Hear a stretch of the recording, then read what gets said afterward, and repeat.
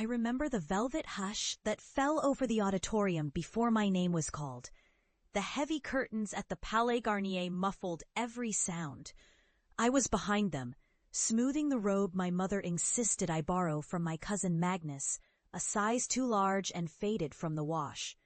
My palms sweated in the deep pockets, but I wiped them against my thighs, determined not to let my voice tremble when I finally reached the old, dappled marble stage. They reeled my name out in full, Monsieur Lucien Leclerc, to address the class as valedictorian, and I pushed past the thick red velvet, feeling paradoxically exposed and invisible under the pulsing lights.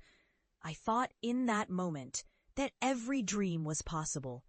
The crowd split before me in a blur, a mix of proud parents, bored siblings, teachers perched at the edge of their seats. In the front row, I found my family. My mother's tight smile, my father looking at his watch, my uncle grinning for reasons that seemed suspicious even at a distance. I cleared my throat and looked for Nora, my little sister, but she was half hidden behind her phone, probably filming this. I started speaking. The words came easier than I thought.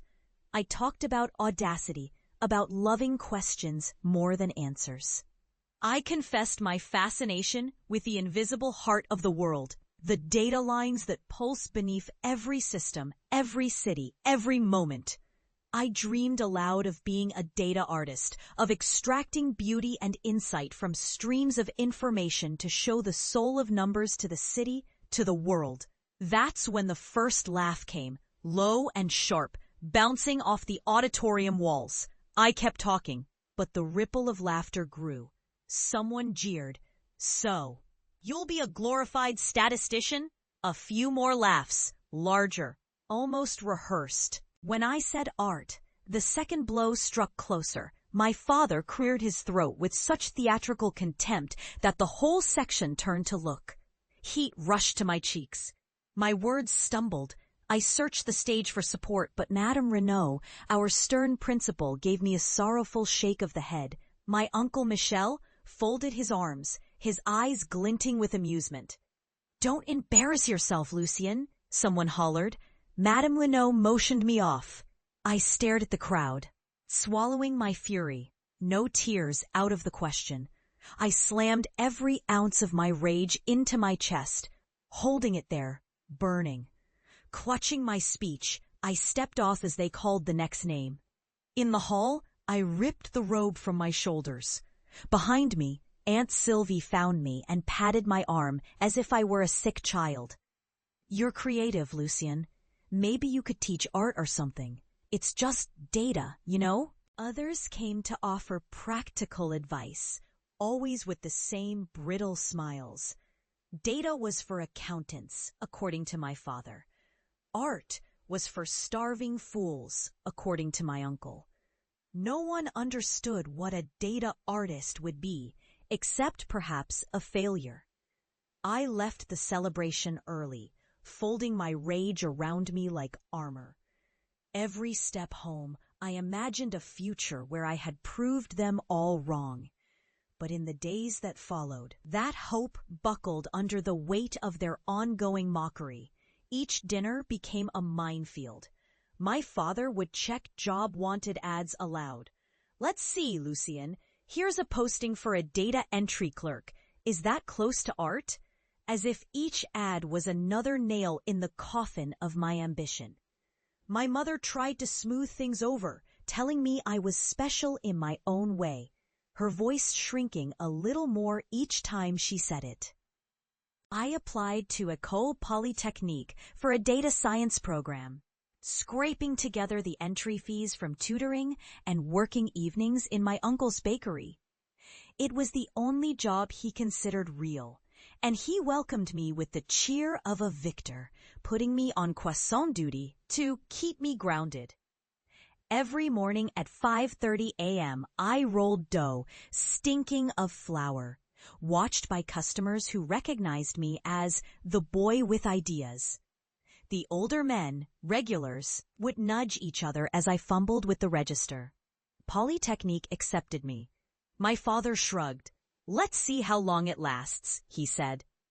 Every semester was a negotiation with my parents. If I lost a scholarship, if I failed, I would pay the rent myself or leave. Each time I didn't falter. I worked, I studied, I watched Paris through the eyes of a quiet observer, noticing how the city shimmered with hidden stories, the rush hour patterns, the ebb and flow of foot traffic, the whispering pulse of power grids at dusk. When I met Cassandra, I had just started my last year. She was an exchange student from Boston, brash and curious, with a collection of bracelets that clinked like wind chimes. She didn't laugh when I told her about data art.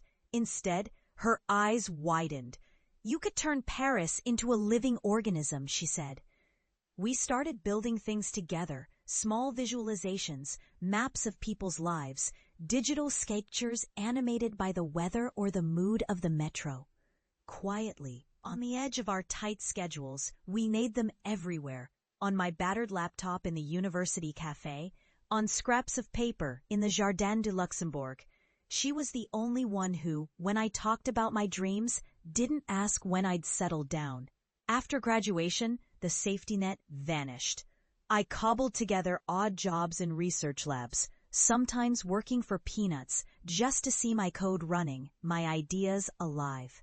I submitted concepts to galleries and digital art festivals, gathering rejections like pebbles for a monument no one else understood.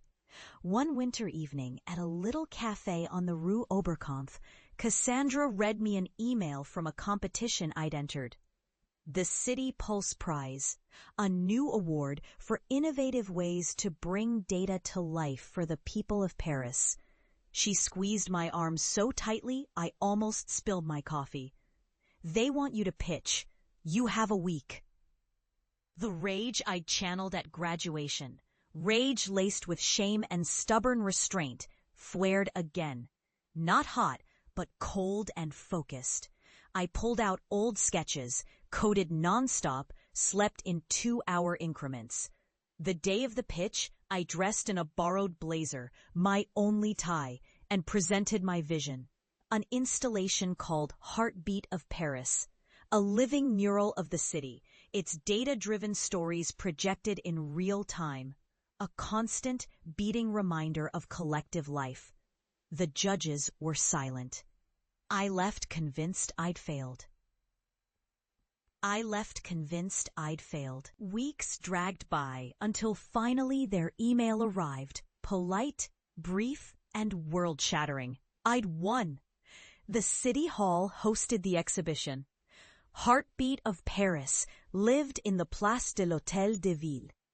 A vast screen of shifting lights, shapes, and pulses mapped to every open dataset. Traffic, pollution, energy flow, even anonymized emotional data culled from social media.